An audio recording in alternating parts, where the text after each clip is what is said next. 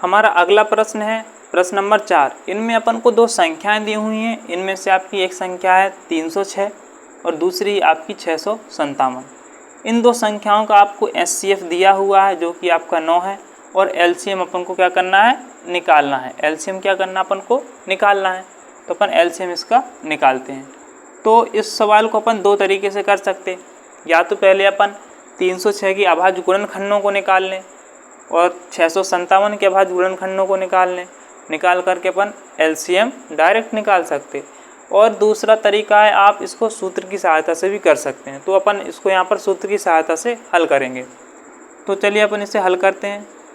सूत्र क्या कहता है, सूत्र कहता है कि किन्हीं भी दो संख्याओं का जो गुणनफल होता है उन संख्याओं के लासा और मासा के गुणनफल के क्या होता है, बराबर होता है। तो अपन यहाँ सूत्र लिखेंगे कि दो संख्याओं का गुणनफल, दो संख्याओं का गुणनफल, दो संख्याओं का गुणनफल, दो संख्याओं का गुणनफल क्या होता है, उन संख्याओं के एचसीएफ यानी कि मासा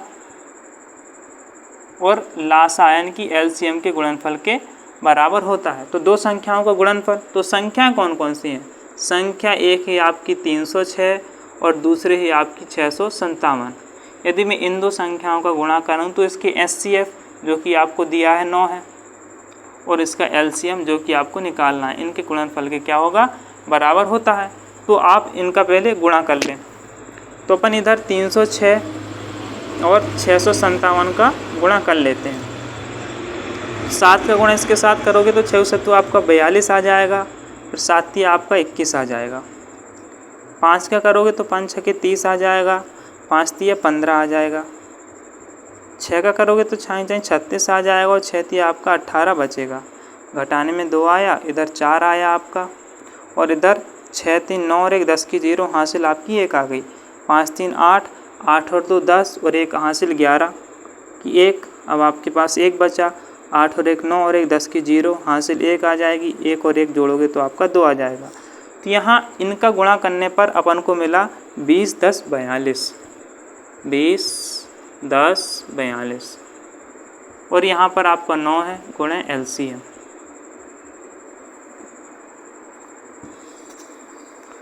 अब अपन क्या करेंगे, जो इस तरफ आपका 9 है वो एलसीएम के साथ गुणा के साथ है।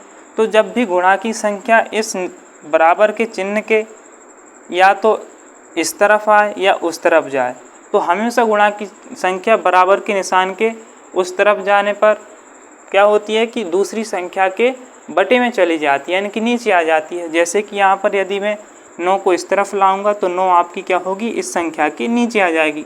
तो अपन क्या करते हैं, 9 को इसको नीचे लाते हैं। तो 20 10 42, 9 आपका क्या होगा, इसके नीचे आ जाएगा। यहाँ आपका बचेगा एलसीएम बस।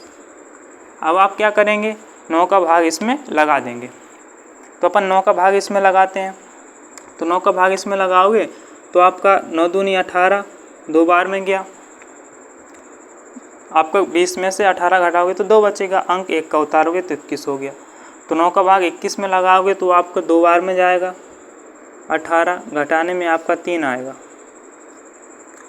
अब अंक आप उतारोगे 0 का, तो अब आपका जो है 3 बार में चला जाएगा, 9 तिया 27 घटाने में आपका आया 3। अब अंक उतारोगे आप 4 का, तो फिर से आपका 9 तिया 27 3 बार में चला जाएगा। अब आप घटाओगे तो 7 आएगा। अब अंक उतारोगे 2 का, तो 9 का भाग 72 में लगाओगे तो 9 8 72, तो 8 बार में चला जाएगा। यहाँ आपको बचा एलसीएम। तो एलसीएम आपका इतना आ गया। तो जो एलसीएम आपका इतना आ गया 22 338। तो इसी के साथ आपका प्रश्न नंबर 4 समाप्त होता है। अब चलिए अपन अगले प्रश्न को हल करते हैं।